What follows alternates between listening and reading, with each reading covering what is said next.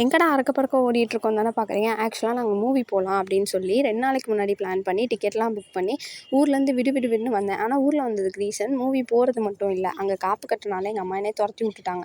சரி வாங்க நம்ம யூத் மூவி பார்க்க போகலாம். ஆக்சுவலாக நீங்கள் இன்னும் என்ன சப்ஸ்கிரைப் பண்ணாமல் பார்த்துட்ருக்கீங்க. என்ன சப்ஸ்கிரைப் பண்ணிவிட்டு லைக் பண்ணிட்டு கமெண்ட் பண்ணிட்டு போயிடுங்க. எனக்கு நேரம் சரியில்லையா இல்லை மூவி சீக்கிரமாக போட்டுறாங்களான்னு எனக்கு தெரில. எப்படி பார்த்தாலும் என்னால் அந்த டைமுக்கு போகவே முடியல.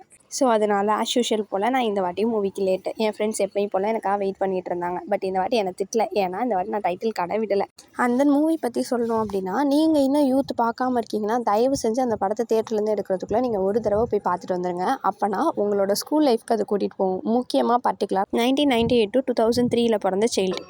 போன மாசம் தான் சம்பளம் வாங்கினேன், மோனிஷா பொண்ணுக்கு கம்பளம் வாங்கினேன், 3 பில்லு வச்ச மூக்குத்தி வாங்கினேன். என்னடா இது திடீர்னு வாய்ஸுக்கு பதிலாக மோனிஷா சாங் வருது அப்படின்னு கன்ஃபியூஸ் ஆகிடாதீங்க. என்னன்னே தெரிலங்க, இப்போ வர படத்துலலாம் மோனிஷா பேரில் ஒரு சாங் வைக்கிறாங்க.